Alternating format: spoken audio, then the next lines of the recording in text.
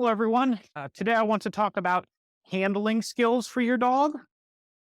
Handling skills will involve physically manipulating them in ways that they may experience at the groomer or the vet. A lot of times we don't explicitly practice these things with our dogs, so they can become apprehensive or defensive or simply just avoid you if they think that you are going to initiate handling. So that would be things like manipulating their feet, ears, tail, inside the mouth, hugging. I definitely think that having your dog practice situations they will experience with kids, even if you don't have kids, because kids having very poor impulse control, much like a dog, that they will potentially run up to your dog and hug them or grab them or pat them in ways that your dog maybe is not accustomed to. So trying to prepare them for scenarios like that will really set your dog up to not do anything accidentally dangerous. So with Franklin here, we'll start with feet. So always letting them nibble food. Franklin being a pretty food motivated guy, this shouldn't be too hard. If he takes his mouth off the food, I stop touching the paw. Yes, good boy. I want him to be very comfortable with having his feet touched. We start really gently, just massaging the feet. If your dog is reluctant with that, can I just brush my hand down his leg or onto his foot instead of actually picking it up? Good boy. Making sure to touch all 4 feet. Good boy, buddy. Good boy. If he's comfortable with that, this would be a good transition for nail trims. First, getting them comfortable with just being touched on the feet and then slowly transition to nail trims. If your dog is even uncomfortable with just having their foot touched, period, I would work on the reaching motion. So a lot of times dogs will see us reaching towards them as a restrictive or mean or controlling gesture. So getting him used to like, this is a meaningless gesture, or it is a rewarding gesture because every time I reach for him, I'm offering him food. Same idea applies for his feet, where can I just reach in the direction of his feet, but actually not touch them and get him comfortable with the idea of someone going for his feet? Good boy. That's good. Good boy. Let's give him a second. Yes. Good boy. Good. And then we'll do ears. So like to massage the inside of the ear, like he's getting an ear clean. You can see he kind of nudged me off there, which says he wasn't really liking that. So I'll stop and then go back a little more gentle this time. Good boy. Yes. Good boy, Franklin. Especially for dogs that have long fur that will need lots of grooming. Handling is even more important than the dogs with the short hair, but even dogs that have short fur are still going to need to be examined by the vet. And we don't want it to be a situation where they get hurt and the vet needs to inspect them and they're already defensive because they're uncomfortable. And now they're also defensive because they don't like being manipulated in certain ways. So starting really early with your puppy is advisable. If you adopt a dog that's older, you can do all of these same things. Just don't be surprised if you have to take it more slowly because they have a pre-existing belief that these things maybe won't be fun or nice for them. Good boy.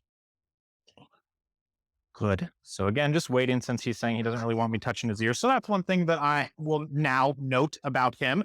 He doesn't love to have his ears touched in this context. He likes them touched in the context of affection. But as soon as it goes into the context of I'm gently tugging or I'm sticking my finger kind of like deeper into his ear, like I'm cleaning, definitely not deep enough to hurt him, but in a way that is not normal affection. He's not a huge fan of it. So that's something we'll work on more with him. Good boy. Good. And then we'll do inside the mouth. So that would be, again, letting him nibble food. And then with your other hand, just gently touching teeth and gums. Good boy. This is important for dogs as you brush their teeth. Personally, I don't brush my dog's teeth just because Pax has never needed it. I do think if it's something you're comfortable doing, it is a great thing to do because you're going to save yourself the dental bills down the road as they get older. And they're just going to have better mouth hygiene. And dogs have stinky breath anyway. So it can be good for them to have the clean mouth. Good boy. They have finger toothbrushes you can get, and it would just be exactly what I'm doing. You just put like liver flavored toothpaste or peanut butter flavored toothpaste on there. Oh, excuse you. And just gently massage their teeth. He seems really comfortable with having his mouth touched, so we won't spend too much time on that. Other thing would be like tail. Can I start at the base of the tail and gently pull? Good boy. Very good. He doesn't seem too bothered by that. So really the only thing so far has been the ears. Good boy. Down. Good boy. Always just thinking about what is a vet going to do to him. He seems comfortable with a nice massage. Good boy, get the belly rub. Good. And then I like to go to things like hugging and rough pet like a child would do. So starting really simple, the head pat. Children love to pat the head. Good boy. Make that very fun by offering food as always. If he seems uncomfortable by refusing food or kind of eyeing your hand more gently or less patting, again, even working on the reaching procedure. Good. And then we can do like gentle hugs. First, I'll just rest my arm around him. Good. I had a child on one occasion come up to Pax with no adult supervision and hug him around the neck into a takedown without asking if she could pet or anything. So Pax, being a very nice dog who loves people, was fine with this. But as you can imagine, not every dog is going to be comfortable with that interaction. So preparing your dog for worst case scenario, which in child affection, that is probably a worst case scenario, like aside from them trying to hurt your dog, just because that is so restrictive. So really build them up over time to be comfortable with those things as much as they will tolerate, right? We don't need them to be tolerant to the level Pax is tolerant, but at least be familiar. Good. Good boy. And then this time I'll do more of a traditional hug. Good boy, Franklin. Oh, yes, really brief and then right to the treats. Good boy. Make that super fun for him. What's your dog? That might be a situation where you up the ante with the food as well and go to a higher value dog treat or boiled chicken or deli turkey, something like that to really make it so that they think every time I get a hug, I get something very rewarding. And that's going to really incline them to be looking for that kind of affection in the future.